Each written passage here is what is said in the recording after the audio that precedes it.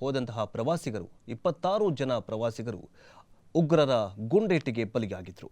ನಿನ್ನೆಯಷ್ಟೇ ಇಡೀ 2 ದಿನಗಳಿಂದ ಈ ಒಂದು ಸಾವಿನ ಸುದ್ದಿ ಮತ್ತು ಉಗ್ರರ ಅಟ್ಟಹಾಸ, ಸಾವಿನ ಸುದ್ದಿ ಕೇಳಿ ಇಡೀ ದೇಶವೇ ಮರುಗಿತ್ತು. ಸೂತಕದ ವಾತಾವರಣ ನಿರ್ಮಾಣವಾಗಿತ್ತು. ಅದೇ ತೆರನಾಗಿ ಪಾಕಿಸ್ತಾನದ ಈ ಒಂದು ಘನಘೋರ ಕೃತ್ಯಕ್ಕೆ ಇಡೀ ದೇಶದ ಪ್ರತಿಯೊಬ್ಬ ಜನರ ಏನಂತಂದರೆ ರಕ್ತ ಕುದಿತಾಗಿತ್ತು. ಪಾಕಿಸ್ತಾನದ ವಿರುದ್ಧ ದೊಡ್ಡ ಯುದ್ಧ ಮಾಡಲೇಬೇಕು ಅನ್ನುವಂತಹ ಆಕ್ರೋಶಗಳು ಕೇಳಿಬಂತು. ದೇಶದ ಕೆಲವೊಂದಿಷ್ಟು ಕಡೆಗಳಲ್ಲಿ, ದೇಶದ ಪ್ರತಿಯೊಂದು ಜಿಲ್ಲೆಗಳಲ್ಲಿ, ನಗರಗಳಲ್ಲಿ ಹೋರಾಟ ಪ್ರತಿಭಟನೆಗಳು ಕೂಡ ನಡೆದವು. ಶಾಂತಿ ಕದಡದಂತೆ, ಶಾಂತಿ ಸ್ಥಾಪನೆಗಾಗಿ ಇಷ್ಟೆಲ್ಲ ನರಮೇಧ ಮಾಡಿದ್ರೂ ಕೂಡ ಪಾಕಿಸ್ತಾನದ ವಿರುದ್ಧ ಯಾವುದೇ ಕ್ರಮಗಳನ್ನು ಕೆಟ್ಟ ಕ್ರಮಗಳನ್ನು ತಗೊಂಡಿಲ್ಲ, ಯುದ್ಧದ ಕ್ರಮಗಳನ್ನು ತೆಗೆದುಕೊಂಡಿಲ್ಲ. ಅದಕ್ಕೋಸ್ಕರ ಯುದ್ಧ ಮಾಡಬೇಕು, ಪಾಕಿಸ್ತಾನಕ್ಕೆ ಬುದ್ಧಿ ಕಲಿಸಬೇಕು, ಕುತಂತ್ರಿ ಪಾಕಿಸ್ತಾನದ ಏನು ಉಗ್ರ ಸಂಘಟನೆಗಳನ್ನು ಏನು ಸಾಕ್ತಾ ಇದೆಯಲ್ಲ, ಆ ಉಗ್ರ ಸಂಘಟನೆಗಳ ಮೇಲೆ ನೀವು ಬಾಂಬ್ ಹಾಕಬೇಕು, ಮಿಸೈಲ್ ಹಾಕಬೇಕು ಅನ್ನುವಂತಹ ಪ್ರತಿಭಟನೆಗಳು ನಡೆದವು. ಅದೇ ತೆರನಾಗಿ ಭಾರತ ಪಾಕ್ ರಾಜತಾಂತ್ರಿಕ ಯುದ್ಧ ಶುರುವಾಗಿದೆ. ಬರೀ ರಾಜತಾಂತ್ರಿಕ ಯುದ್ಧಕ್ಕೆ ಮಾತ್ರ ಸೀಮಿತವಾಗಬಾರ್ದು. ಇಲ್ಲಿ ಮಿಸೈಲ್ಗಳನ್ನು ಹಾರಿಸಿ ಪಾಕಿಸ್ತಾನಕ್ಕೆ ಸಬೂಬ್ ಉತ್ತರವನ್ನು ಕೊಡಬೇಕು. ಪುಲ್ವಾಮಾ ಅಟ್ಯಾಕ್ಗೆ ಕೊಟ್ಟರಲ್ಲ, ಅದೇ ತೆರನಾಗಿ ಇಲ್ಲೂ ಕೂಡ ಕೊಡಬೇಕು. ಈ ಒಂದು ಉಗ್ರರು ಧರ್ಮ ಯುದ್ಧಕ್ಕೆ ನಾಂದಿ ಹಾಡಿದ್ದಾರೆ.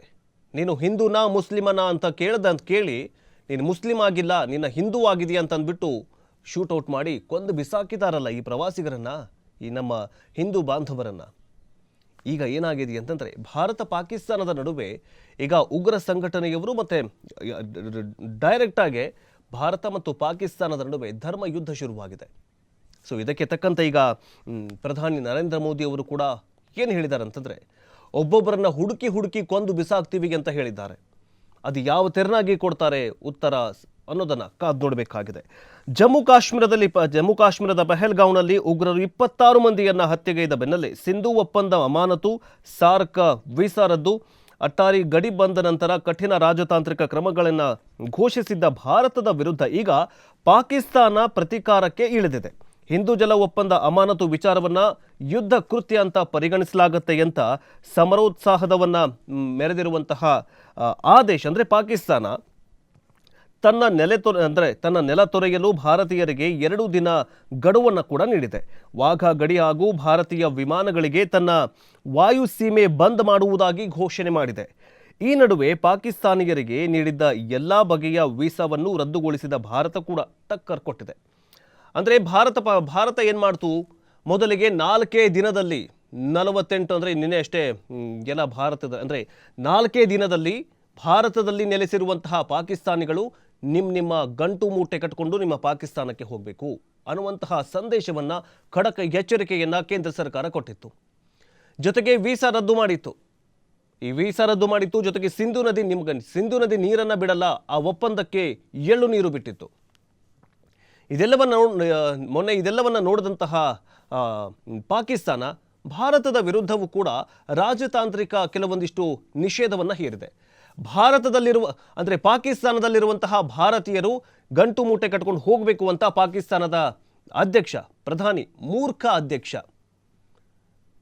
ನವಾಬ್ ಶರೀಫ್ ಪಾಕಿಸ್ತಾನದಲ್ಲಿರುವಂತಹ ಭಾರತೀಯರಿಗೆ ಗೇಟ್ ಪಾಸ್ ಕೊಟ್ಟಿದ್ದಾರೆ. ಅಲ್ಲೂ ಕೂಡ ಪಾಕಿಸ್ತಾನದಲ್ಲಿ ನೆಲೆಸಿರುವಂತಹ ಭಾರತೀಯರ ವೀಸಾವನ್ನು ರದ್ದು ಮಾಡಿದ್ದಾರೆ. ಹೀಗೆ ಭಾರತದವರು ಏನು ಮಾಡಿದಾರಲ್ಲ ಅದನ್ನೇ ಪಾಕಿಸ್ತಾನವು ಕೂಡ ಮಾಡಿದೆ. ಸೊ ಈಗ ಏನಂತಂದರೆ, ಹಾಗಾದರೆ ಈ ಒಂದು ಉಗ್ರ ಸಂಘಟನೆ, ಈ ಒಂದು ಉಗ್ರರ ಕೃತ್ಯಕ್ಕೆ ಪಾಕಿಸ್ತಾನ ಒಪ್ಕೊಂಡು ಬಿಡ್ತಾ ಏನಂತ ಗೊತ್ತಾಗ್ತಾ ಇಲ್ಲ. ಸೊ ಈಗ ರಾಜತಾಂತ್ರಿಕ ಪಾಕಿಸ್ತಾನವೂ ಕೂಡ ಭಾರತೀಯರಿಗೆ ಗೇಟ್ ಪಾಸ್ ಕೊಟ್ಟಿದೆ, ಭಾರತವೂ ಕೂಡ ಪಾಕಿಸ್ತಾನಿಯರಿಗೆ ಗೇಟ್ ಪಾಸ್ ಕೊಟ್ಟಿದೆ. ಇದೆಲ್ಲದರ ಜೊತೆಗೆ ಭಾರತದ ಜೊತೆಗಿನ ಎಲ್ಲ ಒಪ್ಪಂದಕ್ಕೆ ಪಾಕ್ ಕೋಕು ಕೊಟ್ಟಿದೆ. LOC ಅಂತ ಹೇಳ್ತೀವಲ್ಲ. ಸೊ ಪಹಲ್ಗಾಮ್ ದಾಳಿಯ ಬೆನ್ನಲ್ಲೇ ಉಗ್ರರ ಆಶ್ರಯ ತಾಣವಾದ ಪಾಕಿಸ್ತಾನದ ವಿರುದ್ಧ ಕಠಿಣ ರಾಜತಾಂತ್ರಿಕ ಕ್ರಮಗಳನ್ನು ಘೋಷಿಸಿದ್ದ ಭಾರತದ ವಿರುದ್ಧ ಪಾಕಿಸ್ತಾನವು ಕೂಡ ಪ್ರತಿಕ್ರಮವನ್ನು ಘೋಷಿಸಿದೆ. ಉಭಯ ದೇಶಗಳ ನಡುವಿನ ವಾದವನ್ನು ಕೂಡ 2 ದೇಶಗಳೇ ಬಗೆಹರಿಸಿಕೊಳ್ಳಬೇಕು ಅಂತ ಸಾರುವ ಹಾಗೂ ಗಡಿ ನಿಯಂತ್ರಣ ರೇಖೆ LOC ನಿರ್ಧರಿಸುವ 1972ರ ಅಂದರೆ 1972ರಲ್ಲಿ ಏರ್ಪಟ್ಟಿದ್ದಂತಹ ಅತ್ಯಂತ ಮಹತ್ವದ ಶಿಮ್ಲಾ ಅಗ್ರಿಮೆಂಟ್ ಸೇರಿದಂತೆ ಎಲ್ಲ ಒಪ್ಪಂದಗಳನ್ನು ಅಮಾನತು ಮಾಡಲಾಗಿದೆ. ಜೊತೆಗೆ ಪಾಕಿಸ್ತಾನ ಪ್ರಜೆಗಳ ಎಲ್ಲ ವೀಸಾಗಳು ಕೂಡ ಈಗ ರದ್ದಾಗಿದೆ. ಅದರ ಬಗ್ಗೆ ನೋಡ್ತಾ ಹೋಗೋದಾದರೆ ದೇಶ ಬಿಟ್ಟು ತೊಲಗೋದಕ್ಕೆ ನಾಳೆಗೆ ಕಡೆಯ ದಿನ ಅಂತ ಹೇಳಲಾಗಿದೆ. ವಾಘಾ ಕಟ್ಟಾರಿ ಅಂದರೆ ಅಟ್ಟಾರಿಯಲ್ಲಿ ಹ್ಯಾಂಡ್ಶೇಕ್ ನಿಷೇಧ ಮಾಡಲಾಗಿದೆ. ನಿಮಗೆ ಯಾಕೆ ನಾವು ಹ್ಯಾಂಡ್ಶೇಕ್ ಮಾಡಬೇಕು? ಅಲ್ಲಿ ಡೈಲಿ ಏನಂತಂದರೆ ಅಟ್ಟಾರಿ ವಾಘಾ ಬಾರ್ಡರಲ್ಲಿ ಆ ಕಡೆ ಭಾರತ, ಆ ಕಡೆ ಪಾಕಿಸ್ತಾನ, ಈ ಕಡೆ ಭಾರತ ಒಂದು ತಾಲೀಮ್ ಮಾಡಿಬಿಟ್ಟು ಹ್ಯಾಂಡ್ಶೇಕ್ ಮಾಡುವಂತಹ ಪದ್ಧತಿ ಇತ್ತು. ನಿಮಗೆ ಹ್ಯಾಂಡ್ಶೇಕ್ ಮಾಡುವಂತಹ ನಿಮಗೆ ಈ ನಿಮ್ಮ ಜೊತೆ ಫ್ರೆಂಡ್ಶಿಪ್ ಮಾಡ್ಕೊಳ್ಳೋ ಯಾವುದು ನೈತಿಕತೆಯೂ ಇಲ್ಲ, ಆಮೇಲೆ ನೀವು ಅದಕ್ಕೆ ಅರ್ಹರೂ ಅಲ್ಲ.